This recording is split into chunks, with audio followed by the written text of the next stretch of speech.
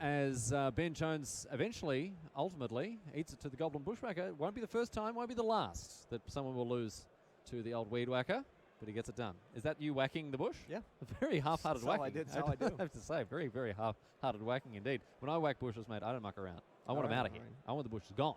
Let's move on now and have a look at our next, my friends, and that is going to be that for game number 1. We bring it back to the booth very briefly, my friends, because the news about town is these guys, unsurprised. I'm just going to ask you to clench your jaw closed, let it hit the floor and give you some kind of pain, my friends, because you're going to be very surprised to learn that these white-blue control players are still playing. We have actually caught up to them after this Time Walk magic, and so we're lining up live. If it's got flashback, it'll be exiled regardless. Yep. No, it's from Spellqueller. No, it'll be exiled. No, but like that works with Spellqueller. Sure, yes. Yeah. So Grape Shot, target you, and attack for the rest with the Awoken Horror anyway. With the Snapcaster Mage to block it, however. Boone thought he had him. Boone thought he had Salvato. We were ready to go to game number 3, but Salvato flashes in the Snapcaster Mage. That's dead on board. When you try your best but you don't succeed, and you get what you want but not what you need. Just going to hit the gym. Pound some of that iron. I think that's what you do at the gym. Do you pound iron? Do you what? Do you pound iron at a gym? You do something to iron. Push. You push iron. Yeah. You lift iron? You lift it. No, you pump. You pump iron. That's what you do. You pump iron. Yes. You got a bike pump and jam it in there and fill it full of air. As you can tell, I go to I like to get yoked. I'm something of a huge unit, what they might say. I think the last time I went to the gym was actually when I was like 17, so I'm not going to. And it looks like he's going to. Kithkin. And this may provoke a response here from Salvato because his deck doesn't really do everything that it should do once Gaddock T comes down. But a Field of Ruin on the brushland here. It looks like Salvato is going to test the mana base of Lahonan and see how many basics he's rumbling with. Usually the Hardened Scales list plays 6. This one's only playing 4. 3 forest, 1 because plains. of the 4 brushlands. Yeah. Double Razor Verge Thicket as well here. And it is for cards like Gaddock Teague. See Path to Exile on the board as well. Dramoka's Command. And that's it. Path to Exile also in the main, excuse me. Yeah. But no, obviously no Stony Silence. And obviously also no Rest in Peace. Here's a Terminus off the top there. That's a nice one from Salvato. All goblins all the time here. Does he want to play the... What happened to the echo of this guy? Oh, hello. Mogwar Marshall's echo cost was paid as he attacked. All right, okay, sure. Well, got there in the end, but no, it looks like that's not good. Yeah, we're not going to get that takesies backsies. To the match. All right. To the match. Apparently the people who officiate American... apparently the people who officiate games of American football are known as people with vision impairment. Oh, dear. Anyway, Champion of the Parish here, following up that Noble High. Do you know what pilots call a very smooth landing onto a runway, Raf? Smooth landing? They do not. They call it buttering the bread. Nice. Which is very good because, it's like you're very smoothly buttering the bread. Depend on the bread. Like if it's like a crispy bread. Yeah, that would like be yeah. If it does that when you land, that's buttering the toast. Yes, they call it a rough landing buttering the toast. Right. But I quite like that. Yes, all sorts of aviation technology. Maybe we can get into that a little bit later on. But right now, it's time to butter the bread of round number 11 here at GP Stockholm. The format, of course, is modern. Packed, although that doesn't do it for the Vizier. Here's the Eldritch Evolution. Yep. So yeah, he does have infinite mana here. Chris Pakula has just not doing his best work today, as we see the Eldritch Evolution. He's not giving a shuffle, so he's going to have Summoner's Pact. The Recruiter here. Yep. And so he's going to be able to go off. Look at this combo finish here. This was turn number 3.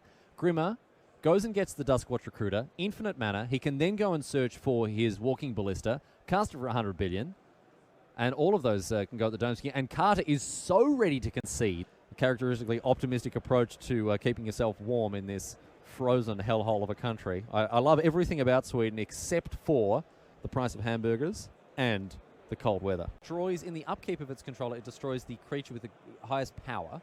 The lowest power. The lowest power. Well done, Raf. I was checking to see if you knew, but you did. So yes, it does that. And if there are no creatures, then the Porphyry Nodes are sacrificed. At any time. I think it's at any time. That one I'm less sure of. I definitely knew all the other ones without any difficulty. Oh my goodness. Look at Wakang's hand. 5 mountains. 5 match mountains. 5 mountains. All of the match. Beautiful. Style points for Wakang, although he does lose them for being white bordered. But still, oh my goodness. I mean, he's only playing probably, what, like 8 lands total? He's drawn 7 of them. Yeah. Thank you for the the display of that mountain. Yes, of course. Here's a Vendilion click, and now Urberg's going to read him and weep. Oh, no. Poor Christian Wakang. I love the way he's held them, though, as well. He's got, 5 cards in hand. What are you going to do? Could be anything. Could be anything at all. And Oberg's like, yeah, well, you can keep that one, my friend. Actually, this is the same thing at the back of the sleeves. Yeah. It's all mountains. He's playing face up. It's all mountains all the day. From the Rockies to the Andes, ladies and gentlemen, Christian Wakang is the master of the mountains.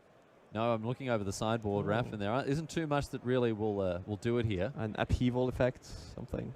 Nope, just one of the limpest handshakes you're likely to see this side of Christmas, my friends, as Elias Clocker takes it out. GP Stockholm continues with Rob Catton playing Max Pritch. Ironworks combo versus white-blue control. Looks like Teferi is already doing some mucking around with the timing of the match here, my friends. We bring you back to the booth. I've already adopted my very relaxed position that I tend to get myself into as soon. You can see Rafael Levy sitting forward, focused, ready to go. Me, easy, cruisy, laying back, having a great time. And that is going to be enough for Patel to pack him up because, of course, those Death Shadows now are absolutely enormous. Well, your informant was right on one thing. Yeah.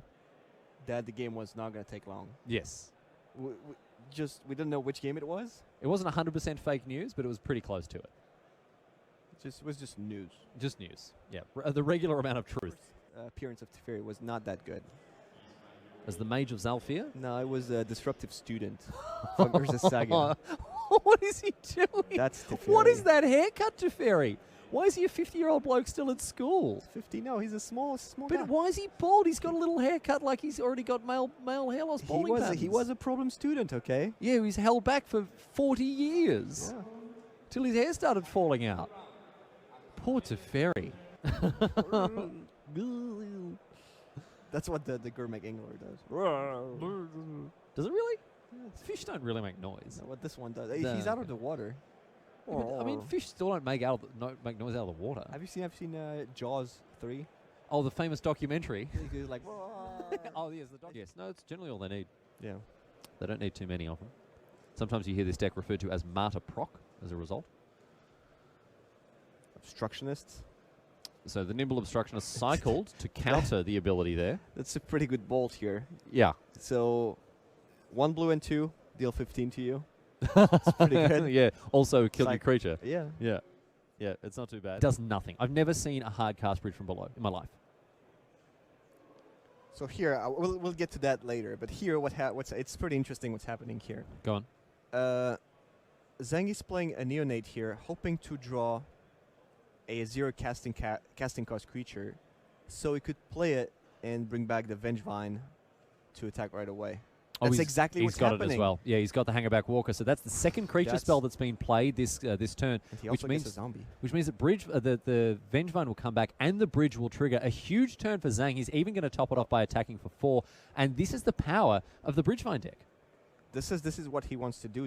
I don't think there's anything Reed can do to get back from this game, and that's exactly what the Bridgevine deck wants to do. He wants to lock up the game on turn 2 or 3. See you in the finals. We move back now to our back table, and would you look at that, my friends? It's game 1. What a surprise. We haven't even finished game number 1 between Branko Nairink and Joel Larsen. I would not be surprised if 0 damage had been done by anything other than fetch Sarah lands. Ascendants are going to be very good. They're going to be Sarah on top of the things. Yep. Well and truly living up to their name. So, here is Martyr of Sands. Is he going to do it main phase or during his turn? While Nimble Obstruct. Oh, no, Mana Leak instead Mana here for him. Leak, oh. So, it's not going to matter. No, it's not going to martyr. Not going to matter. Doesn't matter even one bit here. We'll get out the broom and sweep the sand away. We appear to have a Planeswalker section on the battlefield. The 2 Planeswalkers kind of eyeing each other up a bit. So Luis Salvato, as a reminder, a point where these players are running out of basics in their deck. Yep. Certainly looking a little bit that way.